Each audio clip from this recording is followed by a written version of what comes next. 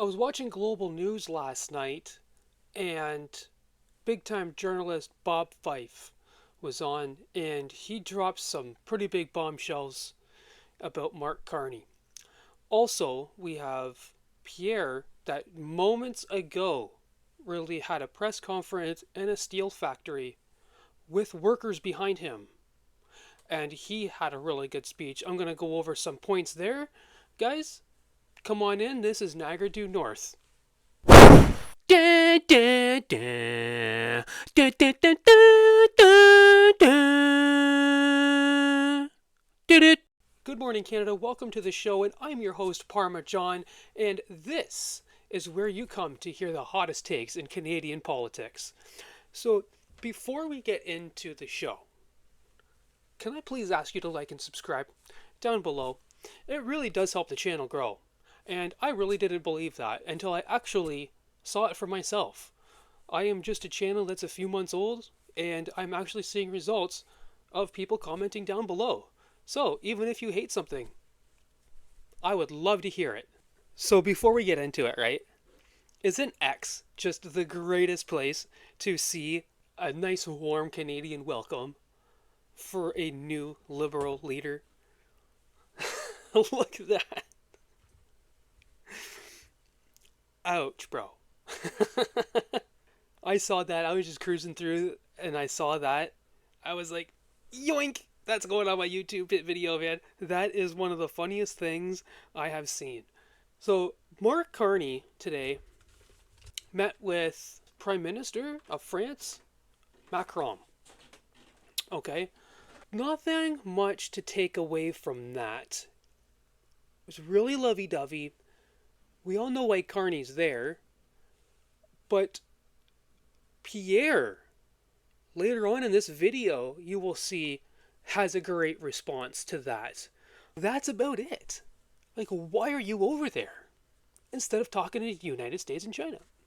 Hopefully, like, guys, we love to hate the libs. We got to take the wins where we can get it, right? Right? Canada needs to expand its trade. We got to do something, right?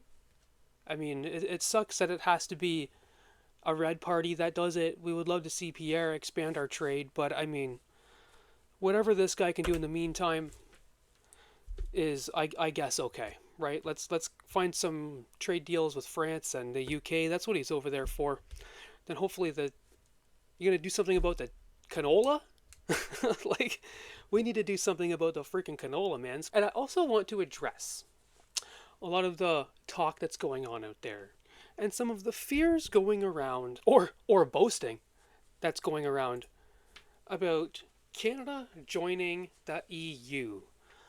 I made a video not that long ago, go check it out, about Canada either becoming the 51st state or the 28th member of the EU.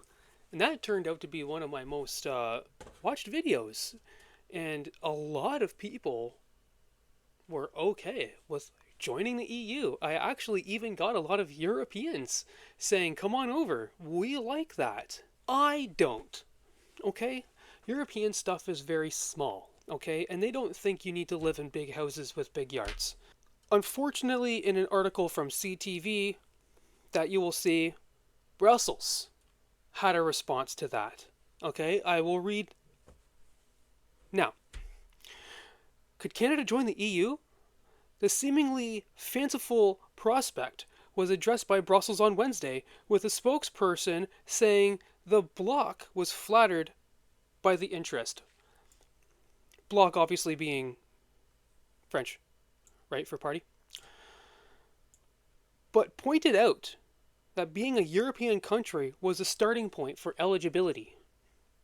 There was talks on X, not by any experts or anything like that, that because Turkey was in it, and Turkey's not really European, that it's a union and you don't have to be European. But I did see that it's in the law. You have to be a European country. But we're not going to join the EU. That reassures me. I'm a doom and gloomer over here, folks. If you've watched a couple of my videos, especially the past couple of videos, I like to doom and gloom just a little bit. Just a little bit. Whether I know it's realistic or not, whether I believe it or not, I think it's kind of fun to take things as far as they can possibly go. Okay? But addressing Mark Carney, let's jump right in to the West Block last night with Mercedes Stephenson. She had on Bob Fife, and she had on, let me get his name. Okay, Bob Fife and David Aiken. Bob Fife is a very respected journalist for the Globe and Mail. I think he's chief and editor for the Globe and Mail. He's one of the top.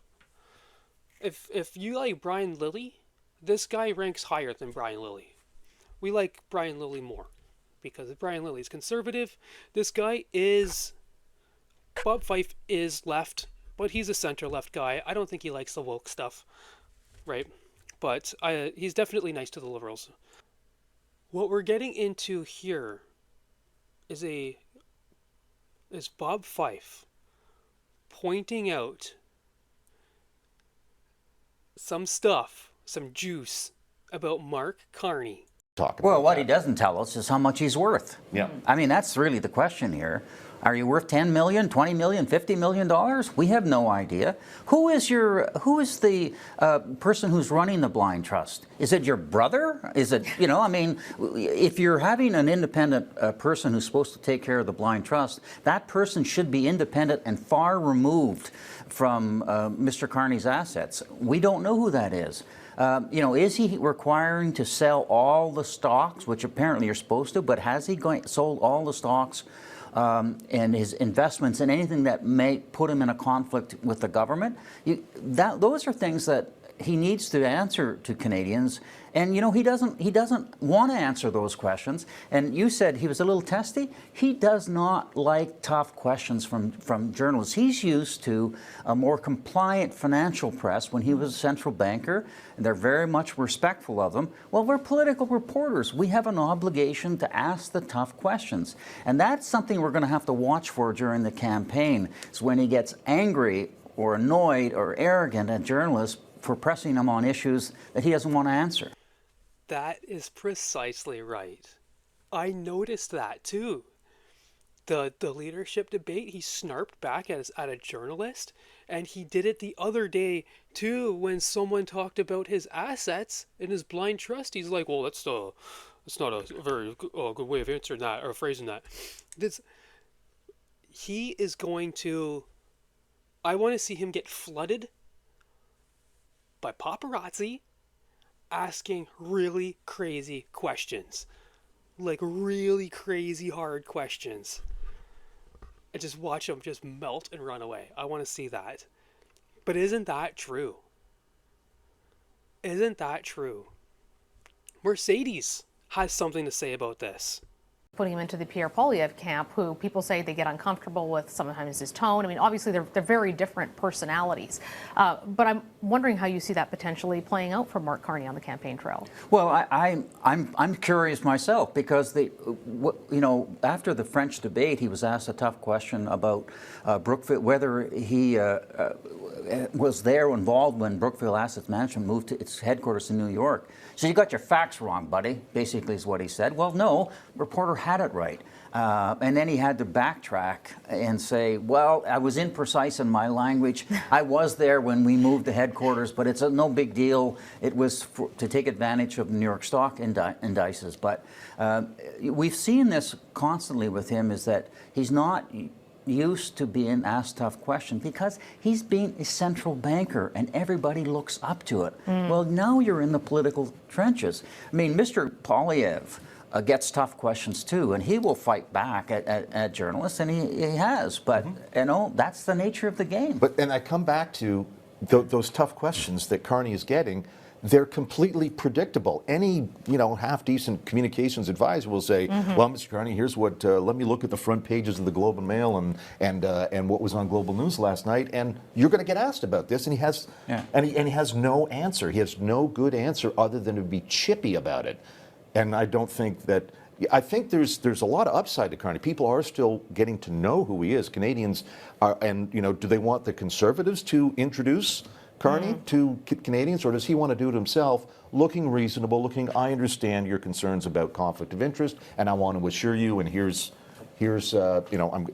when I first phoned around, and I'm sure you were too, Bob, first phoning around to the rebels in the fall, the Liberal rebels, many of them said to me, I would love Carney, but there's no way because he will not want to do the financial striptease that he's going to be required to do.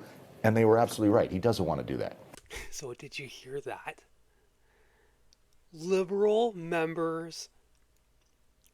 caucus members pointed that out months ago. That was a good leak.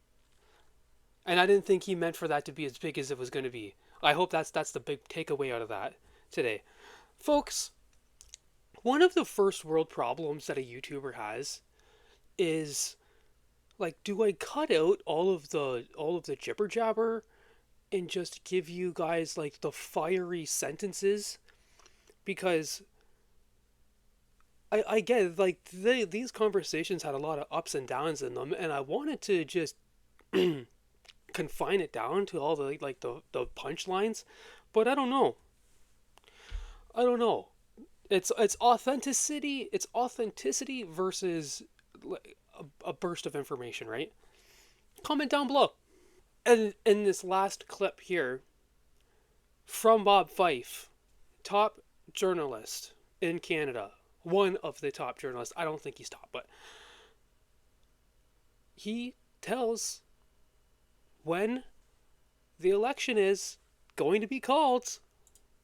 He says his bags are packed. I want to get both of your takes on this. A week from now, are we going to be seeing the writ drop? When's the election campaign? I think it'll be next Sunday, and David's already packed, I'm told, and you are probably as well. The go bag is ready? Yeah, I think next Sunday. He could call it Saturday, but he's definitely not bringing the House back on the day after Sunday, March the 24th. My election date, if you do the math, we're not going to have one April 21st because that's Monday, Easter Monday. Yeah. I think April 28th is our And it is E-Day. going to be a horse race. The polls have them in a dead heat. Mm-hmm. I mean, it's one thing to hear this from that and that from this. I mean, but this dude has his bags packed. Right? So, okay. All right. They're not pushing the election till next year. Okay. Maybe they're not as evil as I am. Or as I would be if I was in their situation. I just always figured that. Go watch my previous videos if you want to hear my doom and gloom on Carney's master plan. Because I think my plan is better than this. If I was an evil globalist. But, I mean, whatever. We'll go for an election. It's a win-win, right? Either I was right and Canada gets destroyed, or I get to go and vote this bastard out. Right, folks? Right. Lastly, Pierre has a big press conference. Okay? And it's very good. It's very good. He's got a good message in there for Trump. It's same as usual, but he words it differently every time, you know. It actually got me going. He's like, my message to Donald Trump. Why would you hurt these people? Why would you go after these people? These are great Canadian people. It's good. It's good. He's going left, man. He talks about like what he's gonna do for climate change and shit. But I'm not a politician. I hope Poilievre knows what the hell he is doing. Question. Good morning. This question I have from CTV is what he's going to do to address the climate. And he speaks about Carney's meeting today with France. Good morning, Mr. Poilievre. This is Kate McKenna from CBC News. Are you prepared to commit Canada to any kind of emissions target if you become Prime Minister? And if so, what would that look like? We have to focus on technology and not taxes. First and foremost, we have to take back control of our economy. What would my emissions target look like? I treat this as a global problem. By bringing home production from more polluting foreign jurisdictions, we reduce global emissions while growing our own paychecks. I don't think it is an achievement to shut down a Canadian steel mill and then see one open up in China that produces 10 or 20 times more emissions for each unit of steel. What we need to do is acknowledge that the best way to reduce emissions is to bring home clean production here. For example, National Bank has calculated that we could displace 2.5 billion tons of greenhouse gas emissions in India if we would supply them with our clean Canadian natural gas rather than having them power their economy with coal. 2.5 billion tons is 3 times the emissions of all of Canada. It makes more sense to bring emissions down by bringing jobs home through technology and not taxes, and that's what I announced today. En français. Merci beaucoup. La question, c'était par rapport à comment je vois. So, what do you think about that, folks? Right? Are you guys okay with that? Do we support Pierre's idea in doing this, treating global emissions like this, caring about global emissions at all? Is it an issue to even be caring about right now? I thought his message to Trump was good. It wasn't overt, offensive. It wasn't anything like that. It was, man, like, stop hurting like our workers. Guys, thank you for watching this episode of Niagara Due North. I am your host, Parmesan, and please like and subscribe down below so you can follow me on my political journey through the YouTube sphere. I will catch you guys all tomorrow.